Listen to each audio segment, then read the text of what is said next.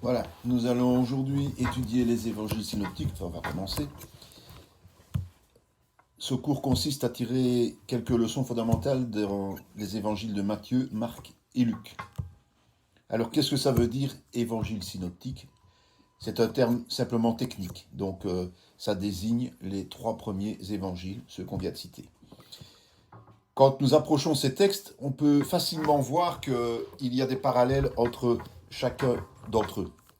Et donc, ce sont les mêmes histoires, en tout cas une partie des mêmes histoires qui se retrouvent dans les 3 évangiles. Alors l'évangile de Jean, lui, on le met de côté, tout simplement parce qu'il est construit d'une manière tout à fait différente. C'est pas du tout le même type de récit. Donc la synopse, ça vient du mot grec syn, qui veut dire avec, et optiké, qui veut dire vision.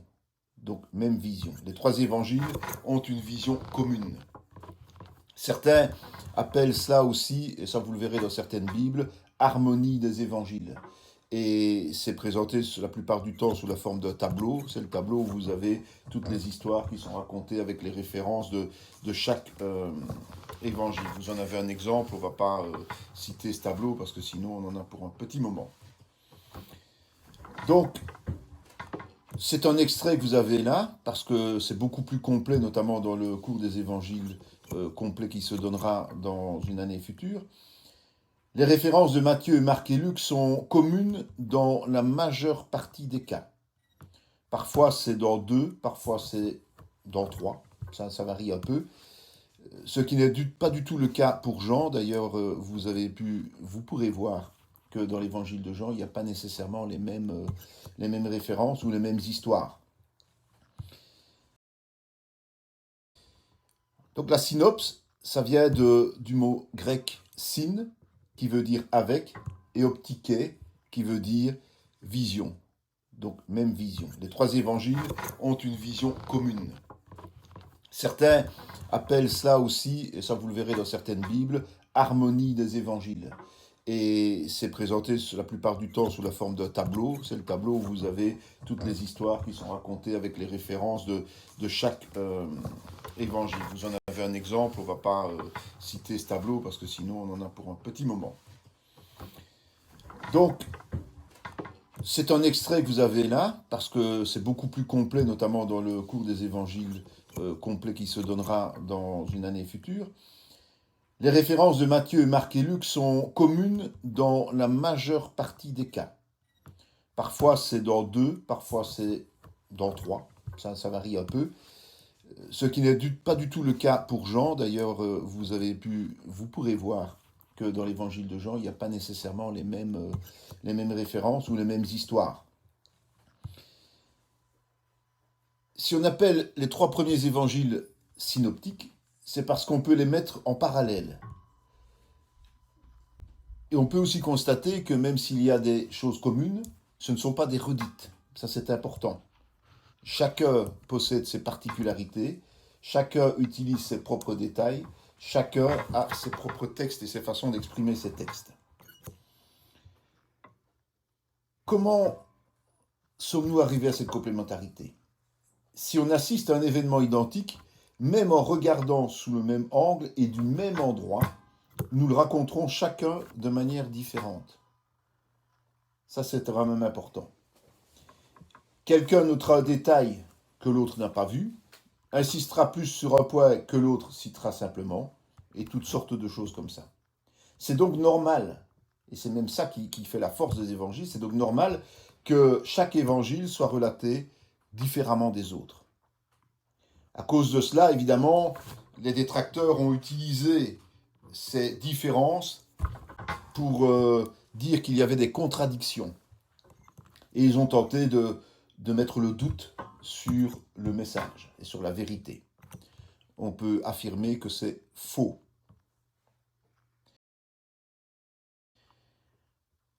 Un autre point sont les proto-évangiles. Avant la rédaction de ces évangiles, tels que nous les connaissons aujourd'hui dans la Bible, d'autres écrits ont été réalisés par des témoins oculaires de la vie de Jésus. D'ailleurs, Luc en parle dans son premier verset de l'évangile. Il dit plusieurs ayant entrepris de composer un récit des événements qui se sont accomplis parmi nous. Donc, Luc en fait référence, mais ces textes, on ne les a pas. Lui-même dit avoir effectué des recherches pour corroborer ses dires au travers des témoins oculaires fiables. Donc il a cherché des témoins oculaires. Et il disposait certainement de nombreux renseignements, dont ces proto-évangiles évidemment, et des témoins oraux. Chaque auteur a certainement utilisé à certains moments les mêmes documents, la même source. C'est ce qui explique les similitudes entre les passages des évangiles. Parfois même des phrases ou des versets identiques, ou des passages identiques. Beaucoup de critiques, évidemment, à ce sujet-là, ont essayé de démontrer que certains évangélistes avaient copié sur d'autres. On dit par exemple que Marc a fait un résumé de l'évangile de Matthieu. Mais ce sont des préjugés. Vous connaissez le problème des préjugés en tant que chrétien. Ce sont des préjugés sans fondement et sans intérêt. Rien n'empêche que chacun se soit inspiré de certains écrits antérieurs, identiques, afin de parfaire la révélation de Dieu. Il est possible que ces récits aient pu être partiellement rédigés à l'avance, mais cela ne change rien, absolument rien, au fait que ce soit Dieu qui nous ait donné les textes sûrs. Alors le grec. C'est encore une autre critique, évidemment. Une critique importante, parce que les textes ont, dit-on, été écrits en grec. Alors que la langue de naissance des auteurs, Pierre, Jean, Jacques et Saint-Luc, on ne sait pas trop, mais bon, en tout cas eux, n'étaient pas des gens lettrés, et leur langue usuelle, c'était l'araméen. L'araméen était un peu un patois d'hébreu, un peu le même style. Le grec était surtout la langue internationale et commerciale, donc on parlait le grec dans tout l'Empire romain, finalement.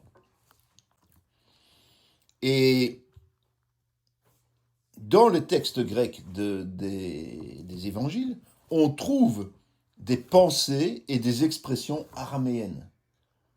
C'est pour ça qu'on peut dire qu'il n'y a pas de souci à ce niveau-là.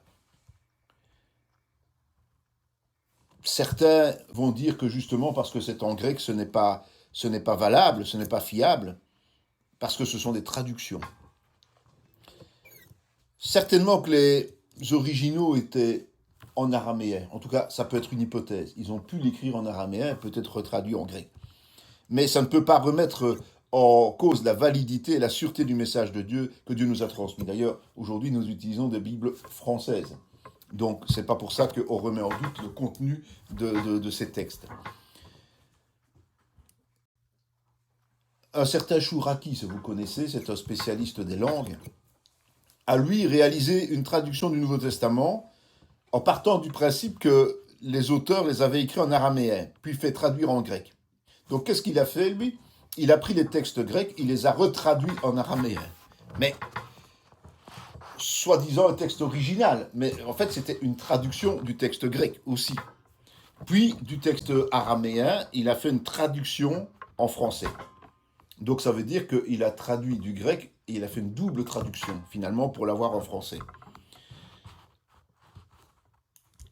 La double traduction permet une chose, c'est d'adapter un peu le texte à son mode de pensée, ou en tout cas, ce qu'il veut laisser paraître, puisqu'on n'a pas de données originales. Et par exemple, dans les béatitudes, à la place de mettre « bienheureux ceux qui », vous savez bien que « heureux ceux qui » ou « bienheureux ceux qui », il dit « en avant ».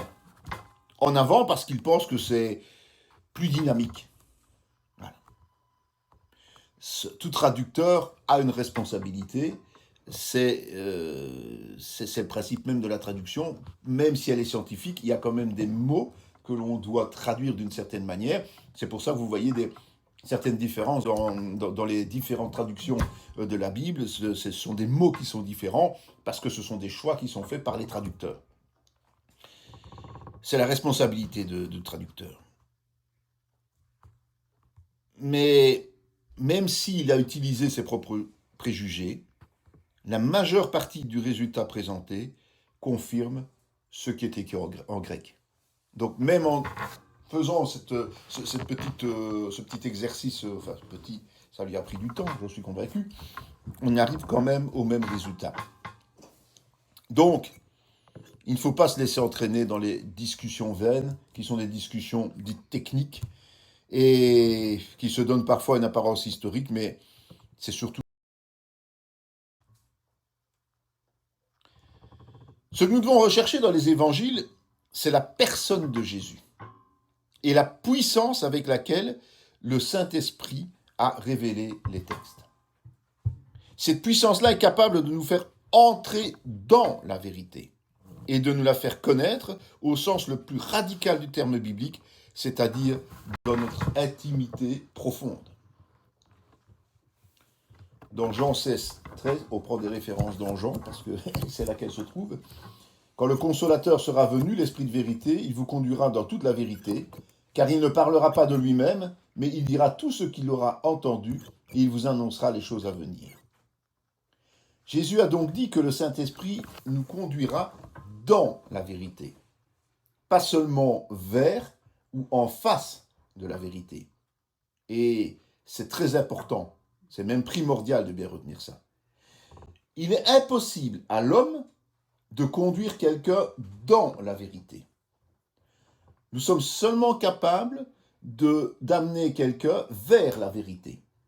Et c'est uniquement le Saint-Esprit qui fait entrer la vérité à l'intérieur du cœur. Autrement dit, qui nous fait entrer dans la vérité, c'est une union avec cette parole.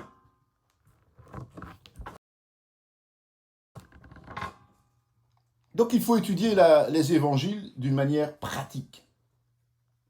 Pas en faisant de la dissection au niveau des paragraphes et de la structure. Des choses sont bien réelles, intéressantes et nécessaires, mais il ne faut pas oublier que l'indispensable que nous cherchons à travers tout cela est la personne de Jésus, son message et son application dans nos vies. L'érudition biblique en elle-même ne confère rien, n'apporte rien. Les plus grands opposants de Jésus et des évangiles étaient justement les érudits bibliques de l'époque. Rappelez-vous, ce sont les scribes qui étaient des grammairiens de la Bible et c'était les enseignants qui s'opposaient à Jésus, c'était des gens religieux. Si ces gens-là étaient là aujourd'hui et qu'on discutait avec eux de la parole, de l'Ancien Testament évidemment, eh bien, on serait certainement un peu complexé parce que leur connaissance des passages bibliques et tout ça est énorme. Ils peuvent quasiment tous citer de mémoire. Et vous avez des chrétiens qui citent énormément de passages bibliques de mémoire. C'est parfois, quand on n'est pas encore bien affermi en tant que chrétien, un peu déstabilisant, et puis on se dit « Oh, celui-là, il connaît la Bible ». Non, non, non, non. Ce n'est pas une garantie de vérité, ça. Ce dont nous avons besoin, c'est d'entrer dans les textes. Pas dans la forme du texte, mais dans la personne même de celui qui les a inspirés, c'est-à-dire Dieu, le Saint-Esprit, ce que les religieux sont toujours incapables de faire. Donc tant qu'on garde de la distance par rapport au texte et qu'il n'est pas intégré en nous, nous ne pouvons pas comprendre les choses qui sont enseignées dans cette parole. Alors, pourquoi les évangiles sont si importants? Parce que les évangiles sont considérés comme le cœur de la Bible. Il faut avoir confiance dans la Bible, parce que c'est Dieu qui l'a donnée, et il faut avoir confiance aux évangiles, parce que les évangiles sont son centre vital. Tout ce qui est écrit avant Jésus l'a été pour annoncer Jésus. Ce qui a été écrit après l'a été pour expliquer comment vivre avec Jésus dans l'Église et comment pratiquer l'Évangile. Si nous enlevons les évangiles, il n'y a plus rien. Ça ne sert plus à rien.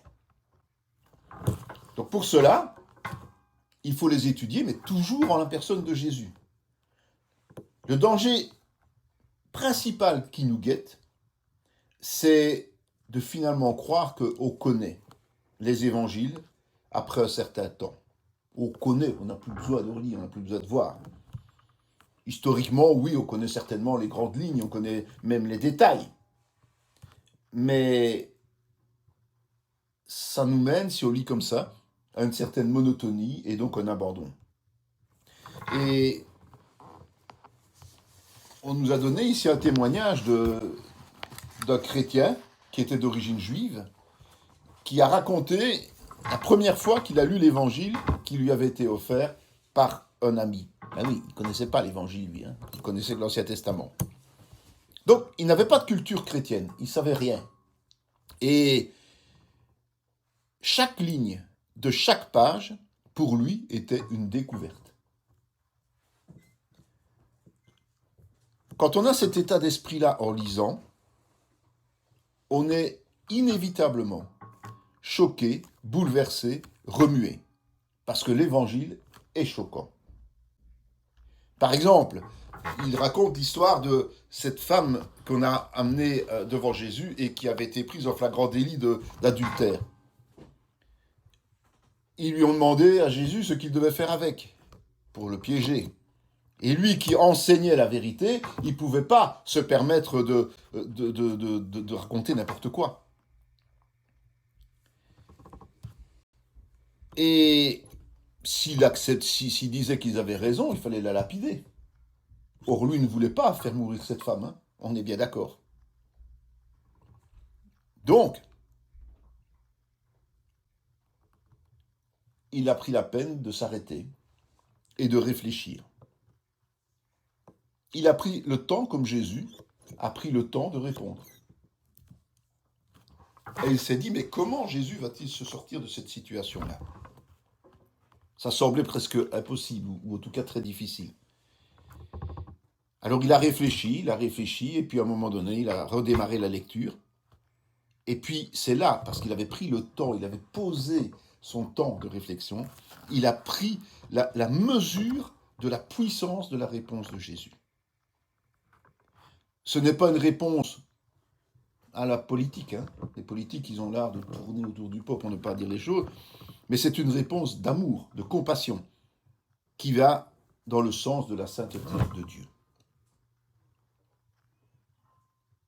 Il faut vraiment se laisser motiver par la Bible. Et si on est un peu dans la monotonie, il faut trouver des solutions pour se remotiver et pour vraiment suivre cette parole, parce qu'elle est essentielle, on ne peut pas faire autrement. Il faut savoir que les évangiles sont souillés, entre guillemets, par les traditions que l'on peut avoir. Et Jean-Marie Ribet racontait qu'il était issu d'une famille catholique, comme beaucoup de nous en Europe. Il s'est converti apparemment à plus ou moins 20 ans, et il a commencé à lire la Bible, un petit modèle de poche, comme il le disait, durant le service militaire, parce qu'avant l'époque, on distribuait aux militaires une Bible. Il se cachait quand il avait fini sa journée et il allait lire la Bible tranquille. Et il a décidé un jour de relire l'enfance de Jésus. Il voulait trouver le passage où on parle de Jésus dans la crèche entre le bœuf et l'âne. Et il a cherché, et il a relu, et il a re-relu, et il a encore relu. Mais il n'a rien trouvé, malgré plusieurs essais. Et là, il a compris que l'histoire n'existait pas. Elle n'est pas biblique. C'est une légende catholique, mais les détails qui y sont n'existent pas. La Bible ne parle pas non plus de 3 rois mages qui s'appelaient Melchior, Balthazar et Gaspard. Non, il parle de mages issus d'Orient. Il ne parle même pas de rois, ni de 3, ni de noms. Autour de la naissance de Jésus, Joseph et Marie sont autour d'une mangeoire dans laquelle se trouve Jésus. Ça, c'est la vérité biblique. Mais au niveau catholique, on y ajoute une grotte. Elle n'existe pas dans la Bible. On parle d'une grotte parce que certains cultes païens, je dis bien païens de l'Antiquité, par exemple les cultes au dieu Mitra, se déroulaient le 24 décembre dans une grotte avec le sacrifice d'un bœuf. Ben, Jésus n'est pas né le 24 décembre. Voilà. Ce sont des détails infimes, évidemment. Ce n'est pas ça qui doit perturber le chrétien. Mais c'est quand même important de voir que la culture de la région, du pays où nous sommes, influence notre façon d'aborder la parole. Et donc, parfois, c'est beaucoup plus conséquent que ces petits détails-là. Alors, quand on va s'approcher de Jésus, on risque de l'approcher de façon déformée, avec des données qui ne sont pas bibliques et qui ne sont pas vraies. Donc il faut toujours être capable de remettre en question tous nos préjugés et nos attentes. Et comme l'a fait Jean-Marie Ribet, c'est d'aller voir dans la parole si ce qui est raconté et ce qu'on croit être vrai est vrai. Et c'est pour ça qu'il faut relire souvent la parole. Parce que entre deux lectures, on peut se réinventer des choses. On peut entendre des choses et croire qu'elles sont dans la Bible. L'être humain est ainsi, il oublie. Donc, la parole, c'est l'étude de la personne de Jésus. Et c'est ce qu'on va faire maintenant, on va commencer sur base de 5 points. On va déjà voir la vie de Jésus, donc historique, chronologique. Son œuvre, le ministère et la partie principale, la croix. Son enseignement, la doctrine, les discours, les paraboles. Sa vie relationnelle, ses rapports sociaux d'une façon générale, mais aussi spécifiques avec certaines catégories de personnes. Jésus et ses disciples, comment il les a formés, par l'exemple, par l'enseignement et par la relation. Donc, on va commencer par sa vie sous un angle plutôt historique et chronologique. Le lieu de naissance de Jésus, c'est dans une région dont on parle beaucoup aujourd'hui, c'est la Palestine, qui fait 200 km sur 100, c'est petit. C'est ça qui explique que Jésus va faire beaucoup de déplacements, parce que les distances ne sont pas longues. Même s'il les fait à pied, les distances ne sont pas longues. Il faut quand même les faire, mais bon, voilà. Et donc, c'est facile pour lui d'aller d'un endroit à l'autre et de pouvoir prêcher un peu partout. Vous avez une carte qui vous permet de voir ce qui se passe à cette époque ou comment ça se positionne. Et donc, tout est basé sur une ligne qui est tracée entre des lacs ou des mers et le Jourdain. Et donc, le lac qui donne naissance au Jourdain, c'est le lac de Houle, qui se trouve tout à fait au nord. Puis le Jourdain coule dans la mer de Galilée, qui en réalité est un lac aussi, et qui s'appelle aussi Génézareth, en fonction des gens de la région. Et ça va jusqu'à la mer Morte. Pourquoi on l'appelle la mer Morte ? Parce que elle ne va nulle part. Elle est là, elle ne bouge plus. Voilà. Donc c'est ce qu'on appelle la vallée du Jourdain. Ça c'est vraiment le plus important. Il y a 2 grandes provinces juives, la Galilée au nord et la Judée au sud. Et entre les deux, il y a la Samarie. La Samarie, c'est un lieu qui est habité par des descendants de peuples qui ont été déplacés par les Assyriens au moment de l'exil. Donc, on a déplacé les Juifs et on a amené d'autres peuples et on les a installés là-bas. Et rappelez-vous qu'il y a eu des problèmes et tout ça. Et donc, ils ont essayé de trouver pourquoi il y avait des problèmes. Et donc, ils ont fini par adopter une partie de la loi juive parce que sur cette terre qui appartenait aux Juifs, eh bien, ils avaient tous les problèmes possibles et imaginables. Et donc, vous avez compris que pour aller de la Galilée à la Judée, il faut traverser la Samarie.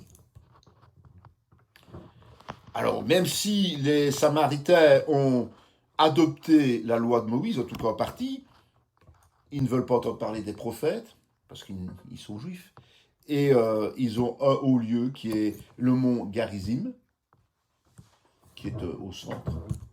Eh bien, les Juifs les méprisent, ils ne reconnaissent pas leur légitimité. Et donc c'est difficile pour Jésus d'intervenir là-bas, parce que justement il y a un problème culturel, un problème local. Donc Jérusalem et Bethléem se trouvent en Judée. Nazareth, Cana, Capernaum sont en Galilée. Pour resituer un petit peu. Quand les textes parlent de au-delà du Jourdain, c'est toujours de l'Est qu'il s'agit. C'est là que se trouve la fameuse Décapole, qui signifie 10 villes, et la Pérée.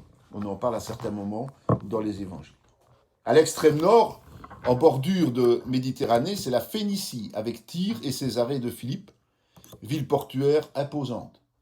La Bible en parle quelquefois, surtout dans le livre des Actes. Donc c'est à ce moment-là qu'on entend tous ces noms en général. Mais Jésus y est allé aussi. Alors il faut commencer par la naissance quand on fait la chronologie de quelqu'un, et on ne fait pas la chronologie par son éloge funèbre. Hein. On commence par sa naissance, c'est beaucoup mieux. Mais on ne connaît pas grand-chose sur cela. Il n'y a que Matthieu et Luc qui parlent de sa naissance et des premières années. Quand les parents de Jésus l'ont placé dans une crèche, donc la crèche c'est la mangeoire, hein, la mangeoire, c'est là qu'on mettait l'alimentation des brebis, ses parents ne se sont pas rendus compte qu'ils étaient en train d'accomplir un geste qui avait été prophétisé et qui allait être important pour la suite. C'est que Jésus allait être l'agneau immolé. Les mages, eux, sont venus à Jérusalem en provenance d'Asie. Ils ont rencontré le roi Hérode, et puis ils sont venus adorer Jésus. Comme les bergers, d'ailleurs. Ses parents l'ont emmené au temple pour sa présentation, alors que les mages ont soigneusement évité de faire rapport à Hérode, comme il l'avait demandé. Lui, son objectif, c'était de le liquider. Hein. Joseph et sa famille se sont enfuis en Égypte. Ils y sont restés 2 ans, plus ou moins, jusqu'à ce que Hérode passe à trépas. De retour en Palestine, ils ont décidé d'aller vivre à Nazareth. Pourquoi ? Parce que c'était leur ville d'origine et que certainement toute la famille s'y trouvait. Donc c'était l'occasion de renouer avec cette famille. C'est pour ça que Jésus, qui n'avait que 2 ans, hein, voilà, ils sont restés là, lorsqu'il s'est installé avec ses parents, a été surnommé après le Nazaréen, comme s'il était né à Nazareth. La plupart des gens ne savaient pas qu'il était né à Bethléem. Et c'est vrai que les scribes et les pharisiens ont toujours fait remarquer qu'il n'y a rien de bon qui peut sortir de Galilée. C'était une façon de rejeter ce Jésus qui commençait à les déranger. Jésus aurait pu facilement contrecarrer les préjugés s'il avait tout simplement donné son acte de naissance. Dire voilà, moi je suis né à Bethléem. Mais certainement que même s'il avait donné son brevet, s'il y en avait un, on ne l'aurait pas cru. Et puis, le problème c'est qu'il avait l'accent galiléen, l'accent de Nazareth. Et l'accent de Nazareth n'est pas le même que l'accent de Judée. Et donc, automatiquement, même si tout le monde parlait la même langue, il y avait des différences dans les prononciations des mots, et c'était difficile de faire croire qu'il était judéen, alors qu'il parlait comme un galiléen. Les préjugés. Dans Luc 2,40, il est dit « Or l'enfant croissait et se fortifiait. Il était rempli de sagesse, et la grâce de Dieu était sur lui. » Donc, Jésus a passé son enfance à Nazareth. Et c'est pour ça que dans Matthieu 2,23, on dit aussi qu'il va demeurer dans une ville appelée Nazareth, afin que s'accomplisse ce qui avait été annoncé par les prophètes. Il sera appelé Nazaréen. Donc, voilà, ce sont des explications bibliques. Donc on appellera Jésus le Nazaréen. On dit que ce sont les prophètes qui l'ont annoncé. Mais on ne trouve aucune prophétie de l'Ancien Testament qui relate ça. Et pourquoi ce titre de Nazaréen est-il prophétique ? Ceux qui l'appelaient comme ça parlaient de la ville. Mais il y a aussi un jeu de mots qui peut être pris en compte, parce que dans l'Ancien Testament, on parle du naziréat. C'est-à-dire que c'est celui qui fait le vœu de nazir, qui s'engage à consacrer totalement sa vie à Dieu. Si Jésus n'a pas consacré sa vie à Dieu, alors personne ne l'a fait. Hein, voilà. Mais ce n'est qu'un jeu de mots. Ses contemporains, eux, ils ne voyaient pas ça. Ils ne faisaient pas le lien entre les deux. Nous pouvons le faire peut-être parce que justement, nous avons tous les écrits et puis le Saint-Esprit est en nous et donc nous permet de comprendre ces choses. Mais eux, voilà. Alors il y a un seul épisode dans sa jeunesse qui est raconté, c'est Jésus à 12 ans, hein, dont tout le monde sait. Le fameux voyage annuel à Jérusalem, c'était le pèlerinage que tout le monde faisait. Et alors que tout le monde rentre chez lui, 3 jours après, ses parents se rendent compte qu'il n'est pas dans la caravane de retour. Et bon, ben, c'est la panique parce qu'eux pensaient qu'il était en train de se balader avec des copains et puis qu'il les rejoindrait quand il aurait envie. Et voilà, c'était comme ça qu'il vivait à cette époque quand il se déplaçait. Il déplaçait avec des familles entières. Et donc, ils vont le chercher partout et puis ils vont remonter sur Jérusalem, eux, et ils vont le retrouver le 3e jour. Vous imaginez le stress, la panique. Hein. Leur gosse qui a disparu à 12 ans, voilà.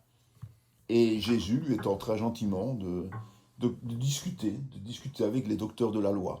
C'est pas mal quand même. Et il va dire à ses parents dans Luc 2,49, mais pourquoi me cherchiez-vous? Ne saviez-vous pas qu'il faut que je m'occupe des affaires de mon père? Évidemment, là il parle de Dieu le Père, il ne parle pas de son père de chair. Donc on se rend compte que déjà là, Jésus a pris conscience de quelque chose. En tout cas, de manière partielle. Il se rend compte qu'il y a un objectif pour le fait qu'il est là et sa vie a un objectif. Normalement, tous les chrétiens aujourd'hui ont un objectif de vie. Sinon, ça ne sert à rien d'être chrétien. Voilà. Et c'est tout ce dont nous disposons jusqu'à plus ou moins ces 30 ans. Et ce qui peut surprendre, mais oui et non, hein, on est d'accord, c'est que ses proches, les concitoyens qui habitaient Nazareth, ne se soient jamais rendus compte du caractère exceptionnel de Jésus, qui n'a jamais commis de péché, donc ça devait quand même être un peu particulier. Tous les enfants font des bêtises, lui il n'en faisait pas, donc ça devait être quand même particulier. Mais ça s'explique surtout par le fait qu'il n'a rien fait de spectaculaire. Même si dans certains évangiles apocryphes des écrits qui ne sont pas reconnus parce qu'ils sont tout à fait, on va dire, débiles dans leur façon d'écrire, on relate des miracles qu'il aurait fait. Mais bon, ce sont des inventions, ce n'est pas la réalité. Il n'a fait aucun miracle. Pourquoi il n'a fait aucun miracle? Parce qu'il n'était pas encore rempli de l'esprit. Et il était homme, comme nous, même s'il était parfait, lui. Et donc, tant qu'il n'était pas rempli de l'esprit, eh bien, il n'y avait pas de question de faire de miracle.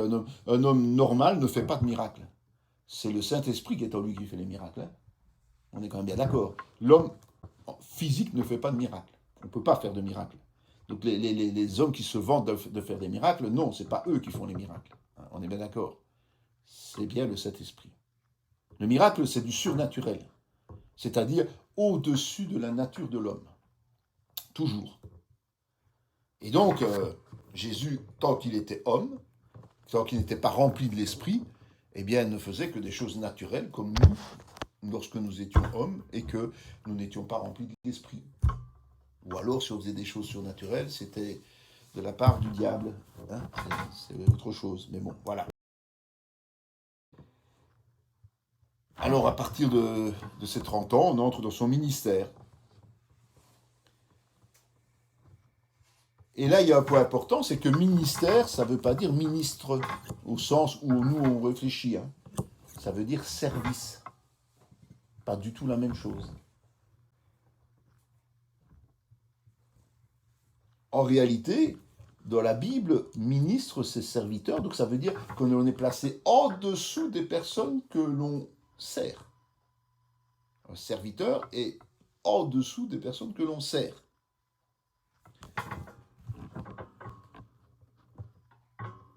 Il y a une grosse erreur dans les traductions de Bible en français courant, justement, c'est qu'ils mettent le mot direction ou commandement.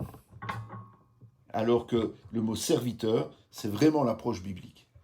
D'ailleurs, Jésus a dit, dans Matthieu a dit, c'est ainsi que le Fils de l'homme est venu, non pour être servi, mais pour servir et donner sa vie comme la rançon de plusieurs. Jésus est venu pour servir. Même s'il a dit qu'il était le Maître et le Seigneur, ce qui est vrai. Mais il est venu pour servir par son action et par son comportement. Il était serviteur des hommes. Alors, son ministère a duré plus ou moins 3 ans. Certains disent que c'est beaucoup moins, d'autres, bon. Mais il faut compter une moyenne de 3 ans. Hein, on n'est pas... on ne notait pas, on n'avait pas d'agenda électronique, on n'avait pas d'agenda tout simplement même papier, et donc on n'était pas dans des activités jour après jour, avec jour et heure, et donc il n'est pas possible de retrouver avec précision exactement le nombre de jours que Jésus a travaillé au niveau de son ministère, mais c'est 3 ans en moyenne, c'est ce que tout le monde est d'accord, parce qu'il y a 3 phases et 3 années qui sont reprises dans les évangiles. Et il y a des repères, et les repères, c'est souvent les fêtes juives. Et donc c'est au travers de ces fêtes juives qu'on arrive à positionner. Et donc, il y a 3 années qui sont abordées de manière différente. Son ministère a vraiment été découpé en 3 phases. La première, c'est celle où il a commencé. Elle est appelée celle de l'obscurité. Pourquoi ? Parce qu'on la connaît très mal. On ne sait pas trop ce qu'il a fait à ce moment, pendant la première année. La seconde, c'est celle de la faveur publique, c'est-à-dire du succès. Il y a eu de grands rassemblements, des foules. Il y a eu le soutien de ces foules, hein, quand même. Il a un peu été la vedette de tout le monde. Au point qu'à un moment donné, ce peuple veut le prendre et le faire roi. Et c'est ainsi qu'on tombera dans la 3e année, celle de l'opposition. Opposition aux religieux et aux autorités, jusqu'à la fin tragique, évidemment, la dernière semaine, quand Jésus va arriver à Jérusalem, où il va être acclamé le premier dimanche, et puis il va être arrêté quelques jours après, il va être crucifié avant de ressusciter. C'est intéressant de se repositionner par rapport à cela. Et ses disciples l'ont connu et ils l'ont assisté pendant toutes ces années. Ils l'ont au départ pris pour un super enseignant, pour quelqu'un qui faisait des miracles, comme tout le monde. Ils l'ont vu comme tel. Puis, petit à petit, ils ont commencé à comprendre qui il était réellement. Jusqu'au moment où même Pierre a affirmé qu'il était réellement le Fils de Dieu. Matthieu 16. Dès lors, Jésus commença à faire connaître à ses disciples qu'il fallait qu'il allât à Jérusalem, qu'il souffrit beaucoup de la part des anciens, des principaux sacrificateurs et des scribes, qu'il fut mis à mort et qu'il ressuscita le 3e jour. Donc là, Jésus leur explique, à partir du moment où Pierre l'a reconnu comme le Fils de Dieu, leur explique ce pourquoi il est là et ce qui va se passer. Malheureusement, après, évidemment, Pierre le prit à part et se mit à le reprendre, en disant à Dieu ne plaise, Seigneur, cela ne t'arrivera pas. On sait comment Jésus l'a crossé après, mais bon, voilà. Mais là, il a commencé vraiment à révéler son appel, ce qu'il était amené à faire. Il les a avertis qu'il allait mourir. Alors qu'eux, ils attendaient un roi, quelqu'un qui allait resplendir de tout feu et qui allait les placer comme ministres, pas au sens serviteur, mais comme boss, quelque part. Les uns voulaient être à droite, les autres à gauche, mais bon, voilà, ils n'avaient pas très bien compris que ce ne serait pas là. Mais c'était un peu ça. Et donc, ils étaient un peu dans un basculement. D'un côté, ils avaient la foi en Jésus, en ce qu'il disait, et de l'autre, ils ne comprenaient pas. On a vu combien de fois ils ne comprenaient pas ce que Jésus expliquait finalement. Ils l'ont compris après, mais à ce moment-là, ils ne comprenaient pas bien ce qu'il disait. Et donc voilà, ça c'est le gros résumé de ces 3 années, mais après on va reprendre année après année pour aujourd'hui voir l'année de l'obscurité, donc la première année. Donc ça ne veut pas dire que Jésus était un parfait inconnu, mais il n'était pas encore la vedette qu'il est devenu la 2e année, disons-le comme ça. Cette première période va surtout se passer en Judée, donc dans le sud. Et c'est surtout Jean qui va raconter ça. Et donc, dans les synoptiques qu'on étudie, on n'en parle presque pas. Les synoptiques commencent au moment où Jésus entre en Galilée. Enfin, rentre en Galilée. Donc ça veut dire que les évangélistes connaissaient assez mal cette période, et c'est pour ça qu'ils en ont très peu parlé, sachant que Jean a été le dernier à écrire, et donc a certainement pu, lui, avoir des révélations, même de l'esprit, que les autres n'ont pas eu. Alors Jésus vint de la Galilée au Jourdain vers Jean pour être baptisé. Donc, le ministère de Jésus, le début du ministère de Jésus, c'est son baptême. Baptême d'eau par Jean-Baptiste. C'est son premier acte public. C'est la première fois qu'il se montre publiquement dans le rôle qu'il a à jouer. Jean s'y opposait en disant « C'est moi qui ai besoin d'être baptisé par toi, et tu viens à moi. » Jésus lui répondit « Laisse faire maintenant, car il est convenable que nous accomplissions ainsi tout ce qui est juste. » Et Jean ne lui résista plus. Donc Jean-Baptiste a d'abord refusé. Mais après, il a compris que, par les prophéties reçues évidemment, et que Jésus était plus grand que lui.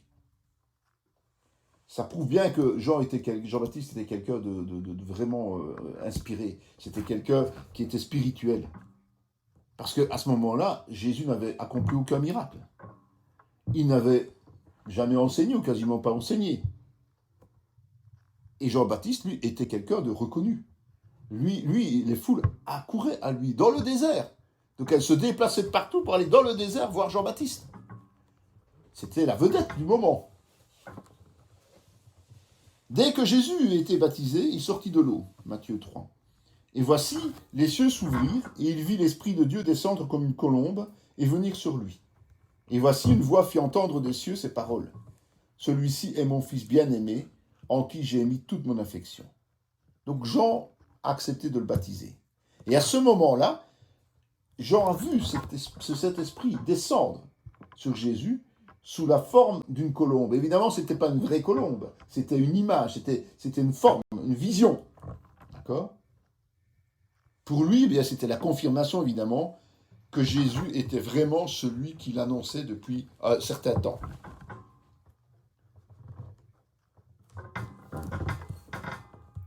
Es-tu celui qui doit venir ou devons-nous attendre un autre ? Matthieu 11, 3. C'est vrai que plus tard, vous le savez, en prison, à un moment donné, Jean a eu quelques doutes. Et même effectivement, s'il était spirituel, il était toujours un homme, et parfois on peut avoir un petit relâchement. Il ne faut pas de gros relâchement, un petit relâchement. J'insiste bien avec ça. Et Jésus a dit à ses disciples d'aller lui raconter tout ce qu'ils avaient vu. Que les aveugles voient, que les boiteux sont rétablis, que les sourds entendent, mais surtout que la bonne nouvelle est annoncée. Et c'est vrai que si elle commençait déjà à se vivre, cette situation, c'est après la Pentecôte que tout va prendre toute sa dimension, mais voilà. Jésus a commencé son ministère par le baptême d'eau et par le baptême du Saint-Esprit. Voilà pourquoi nous aussi, nous nous faisons baptiser d'eau et nous prions pour que le Seigneur nous baptise du Saint-Esprit. C'est tout simplement pour faire comme Jésus. C'est notre maître, donc nous devons faire comme lui, nous sommes ses disciples. Alors Jésus fut emmené par l'Esprit dans le désert pour être tenté par le diable. Et là, c'est une petite notion quand même intéressante, c'est qu'il n'est pas dit que le diable est venu attaquer Jésus, il est dit que le Saint-Esprit l'a amené dans le désert pour rencontrer le diable. C'est Dieu lui-même qui a décidé d'amener Jésus face au diable. Et il est dit, après avoir jeûné 40 jours, le texte dit qu'il eut faim. Il eut faim.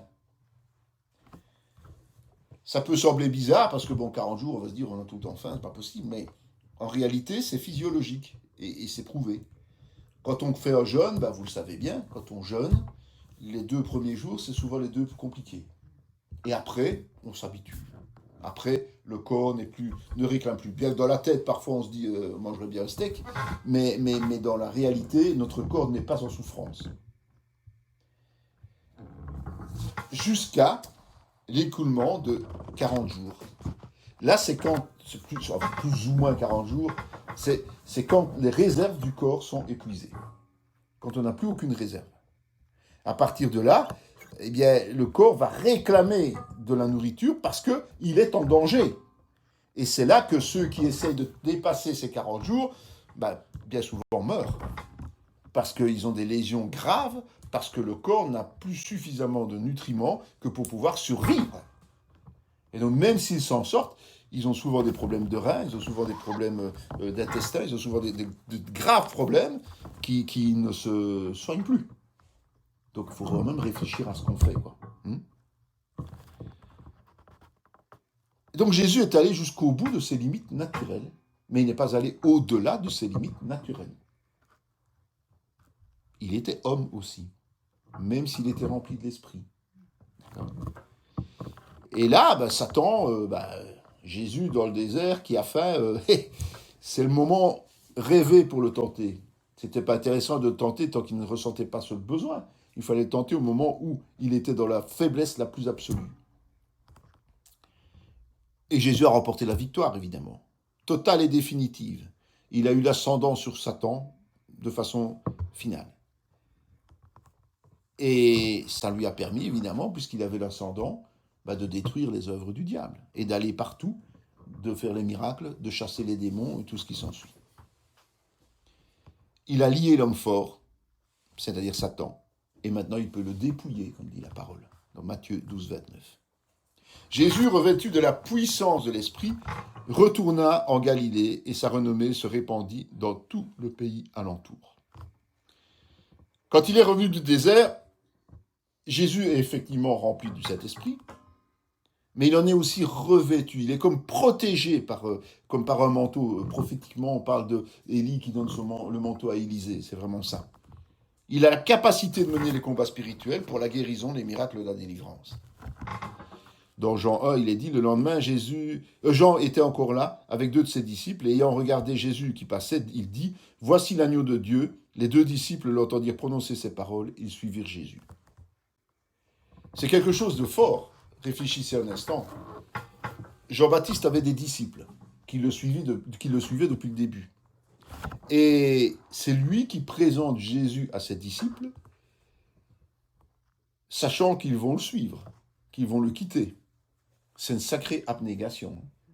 Il sait que Jésus est celui que ses disciples doivent suivre.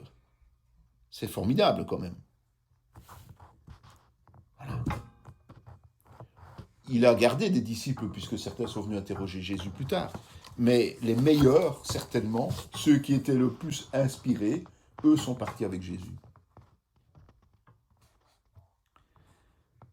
C'est clair que le ministère de Jésus était beaucoup plus attrayant que le ministère de Jean-Baptiste, en tout cas jusqu'à la dernière semaine. Jean-Baptiste n'a jamais fait le moindre miracle. Et il a connu une fin difficile. Il s'est retrouvé en prison pour des histoires qui le dépassaient, qui ne le concernaient pas finalement. Et c'est là que dans Matthieu 4, notamment, Jésus va commencer à appeler progressivement ses disciples.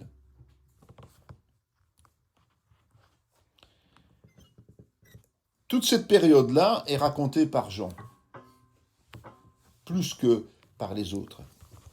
Et notamment, quand il est allé à Cana, en Galilée, pour le mariage, il y est resté longtemps. Aussi, il est revenu sur la Judée, il a chassé les marchands du temple. Et ces marchands du temple, c'est raconté aussi dans les évangiles, notamment dans Matthieu, mais plus tard. Et par là, on peut se comprendre que s'il l'a fait 2 fois, c'est parce que ceux qui ont été engueulés par Jésus à l'époque où il est passé n'ont rien compris du tout, et continuaient à faire comme si de rien n'était. Ça ne leur servait à rien d'avoir des leçons, un rappel à l'ordre. C'était pas leur problème. Ils ont continué à vendre leurs animaux dans le temple. Voilà. Et puis, bon, voilà. Et après ça, on arrive justement à son entrée triomphale dans Jérusalem. Mais c'est à ce moment-là qu'ils vont se rendre compte que rien n'a changé dans le temple. Rien n'a changé, malgré toutes les visites qu'il y a eu. Il y a aussi eu un entretien secret avec Nicodème. Il est dit que Jésus baptisait avec succès et que les pharisiens s'énervaient. Et puis qu'ensuite, il a laissé ses disciples baptiser parce qu'il les formait. Et donc, il voulait vraiment qu'il soit à sa suite. Et puis, à la fin de cette période de Judée, il est retourné en Galilée. Son séjour en Judée a duré plus ou moins 8 mois, d'après ce qu'on peut voir. Il va traverser la Samarie et va rencontrer la femme samaritaine près du puits. Et il va discuter avec, puis s'adresser au village entier et retourner chez lui. Et donc, voilà, les évangiles synoptiques ne nous racontent pas grand-chose là-dessus. Donc, on ne peut que s'arrêter à ce qui est dit et prendre quelques informations dans l'évangile de Jean.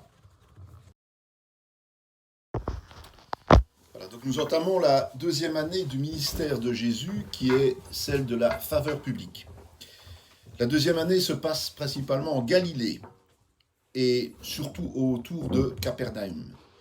La Galilée est à l'ouest du lac de Galilée, qui porte le même nom, qui est long de 18 km et large de 8. Ça donne une petite idée. Donc, la Galilée fait simplement 80 km de long et 50 km de large.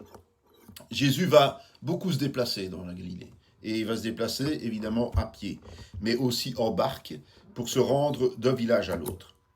Alors les villes principales de cette région sont Nazareth, où Jésus a passé son enfance, mais qui est peu cité dans les évangiles. Capernaum, qui est le chef-lieu d'activité. Chorazim, que Jésus a cité à plusieurs reprises. Cana, où il s'est rendu aux noces l'année précédente. Bethsaïda, de l'autre côté du Jourdain. Jésus étant monté dans une barque, traversa la mer et alla dans sa ville. Matthieu 9, 1. Capernaum est appelé sa ville. Cela signifie que Jésus en avait fait son point d'attache. C'est là qu'il se rendait chaque fois qu'il bougeait dans la région. Mais en réalité, personne ne connaît un lieu d'habitation de Jésus. Il était tout le temps en mouvement. Okay. Lorsqu'il arriva en Galilée, il fut bien reçu des Galiléens qui avaient vu tout ce qu'il avait fait à Jérusalem pendant la fête, car eux aussi étaient allés à la fête. Donc quand Jésus est arrivé en Galilée, eh bien, les Galiléens connaissaient les miracles, les signes qu'il avait produits à Jérusalem. Et donc, tout le monde l'attendait pour recevoir les signes, les prodiges, les miracles. Il se rendit à Nazareth, où il avait été élevé, et selon sa coutume, il entra dans la synagogue le jour du sabbat. Il se leva pour faire la lecture. Un peu plus loin, il est dit, mais ajouta-t-il, je vous le dis en vérité, aucun prophète n'est bien reçu dans sa patrie. Et un peu plus loin, il va encore dire, ils furent tous remplis de colère dans la synagogue lorsqu'ils entendirent ces choses. C'est dans Luc 4. En réalité, à Nazareth, il n'a pas pu faire grand-chose. Il a reproché l'incrédulité de ses concitoyens, en ce compris de ses frères et de sa mère. Et tout le monde, évidemment, s'est mis en colère contre lui, a même voulu le tuer. Donc ça a dû être quelque chose de difficile à vivre pour Jésus. Je crois qu'on a toujours l'impression de ne pas voir Jésus tel qu'il était, comme un homme, mais quand on est rejeté comme ça de ses proches, ça ne doit pas être évident à accepter. Parce qu'en plus, il était venu avec un bon sentiment, il voulait leur faire du bien, et il avait accompli pas mal de miracles à Capernaum. Donc il voulait faire la même chose chez lui, mais malheureusement, ça ne s'est pas passé de la même façon. Et c'est vrai que l'opposition de sa famille, de ses proches, c'est quelque chose auquel on ne s'attend jamais. Nous comme lui, hein, d'accord ? Mais nous devons toujours nous y préparer, surtout lorsque nous donnons notre vie au Seigneur et que nous décidons de le servir. Et c'est seulement quand on va leur proposer notre aide, comme Jésus a proposé les miracles et les signes, qu'ils vont nous rejeter. Voilà. C'est ça la réalité spirituelle. Et il faut en être conscient et il faut en prendre la leçon. Donc si on ne s'y prépare pas, le jour où ça nous arrive, nous sommes brisés. Il faut dire que Jésus, lui, était préparé. Hein. Je rappelle quand même. La 20e année de Jéroboam, roi d'Israël, Asa régna sur Juda.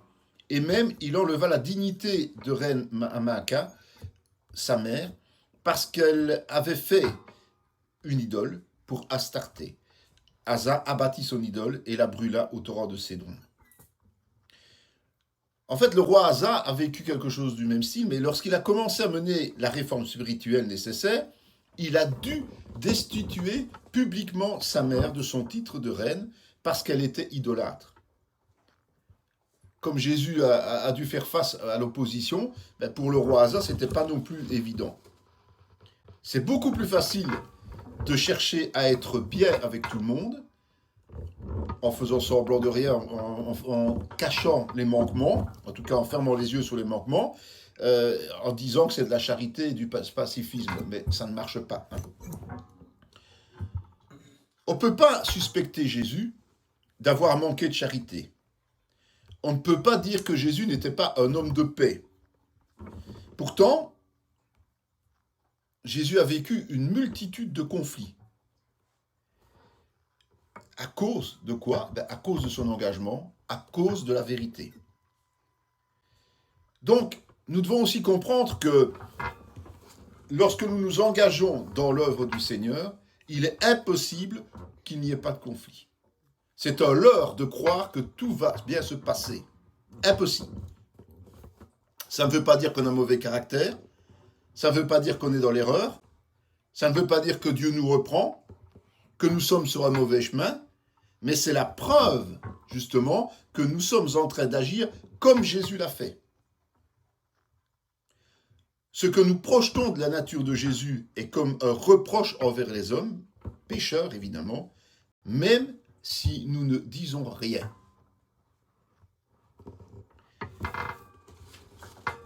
Évidemment, chaque fois qu'on a des heurts, c'est pas parce qu'on est dans les voies du Seigneur. Hein. Il y a aussi des situations où on est en tort, il faut être clair.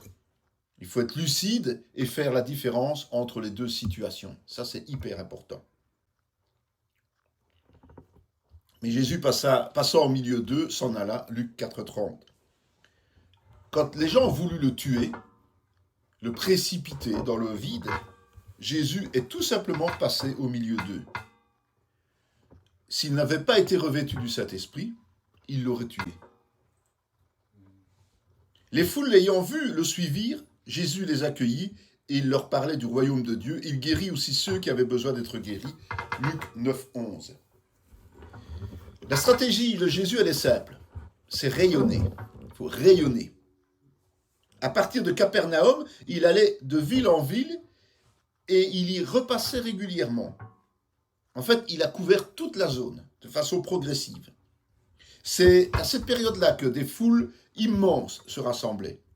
Quelquefois, il n'arrivait même plus à entrer dans les villes, non pas à cause de l'opposition des autorités civiles, mais simplement pour des questions pratiques. Il y avait trop de monde. Or, si on est dans un petit village, il n'y a pas la place pour tout ce monde. Voilà. Et donc, il devait se rendre dans les champs, il devait se rendre dans des zones ouvertes, ou même dans le désert. Dans Jean 5,1, il est dit, après cela, il y eut une fête des Juifs, et Jésus monta à Jérusalem. Jésus a fait au moins une visite à Jérusalem pendant une fête. Il y a guéri un paralytique à la piscine de Bethesda.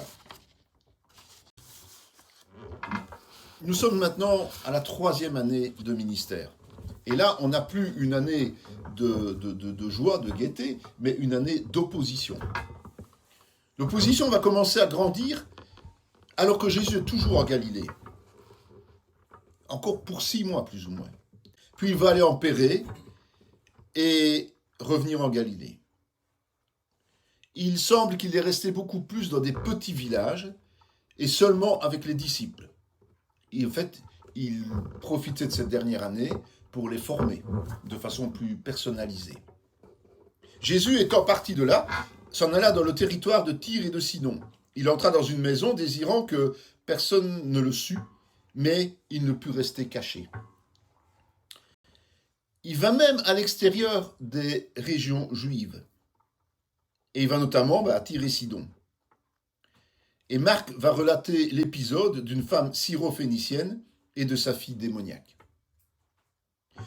Jésus quitta le territoire de Tyr et revint par Sidon vers la mer de Galilée en traversant le pays de la Décapole. Donc, il est allé à l'est dans la Décapole et de l'autre côté du Jourdain, puisque c'est de l'autre côté du Jourdain. Jésus y a rencontré des personnes avec qui il conversait tout simplement. 6 jours après, Jésus prit avec lui Pierre, Jacques, Jean et son frère, et il les conduisit à l'écart sur une haute montagne. Il fut transfiguré devant eux, Son visage resplendit comme le soleil et ses vêtements devinrent blancs comme la lumière. Donc avant de quitter la Galilée, il y a l'épisode de la transfiguration. Et pour cette transfiguration, il y a 3 témoins, 3 disciples, qui sont Pierre, Jacques et Jean. Et c'est à ce moment-là que sa souveraineté a été montrée de manière concrète, tant sur le monde visible que sur le monde surnaturel. Et à ce moment-là aussi, c'est Moïse et Élie qui sont apparus à ses côtés et ils ont conversé ensemble. C'est pas juste une vision, c'est une conversation qu'il y a eu. Ça démontrait que Moïse et Élie admettaient qu'ils étaient largement inférieurs à Jésus et que donc Jésus était aussi leur Seigneur. Après cela, le Seigneur désigna encore 70 autres disciples. Il les envoya 2 à 2 devant lui dans toutes les villes et dans tous les lieux où lui-même devait aller. Donc, juste après la transfiguration, Jésus envoie les 70 disciples devant lui pour aller annoncer cette bonne nouvelle où lui-même devait se rendre après. Les 6 derniers mois, Jésus est en Judée et en Pérée. Il visite Jérusalem à 2 reprises. Lors de la première, on a essayé de l'arrêter. Ça n'a pas marché. Au cours de la seconde, on a tenté de lapider. Mais il est parti. Et donc l'opposition grandit toujours plus. Environ 1 à 2 mois avant la Passion, Jésus va ressusciter Lazare à Béthanie, juste à côté de Jérusalem. Et c'est à partir de ce moment-là que le Sanhédrin prend la décision formelle de le faire mourir. Ça se trouve dans Jean. Cette vidéo fait partie intégrante de la formation en théologie pratique dispensée par la mission de théologie Emmanuel de Parakou, Bénin, sous l'autorité académique du Centre chrétien Emmanuel SBL, Spa, Belgique. Pour mieux connaître nos activités, voici nos différentes adresses.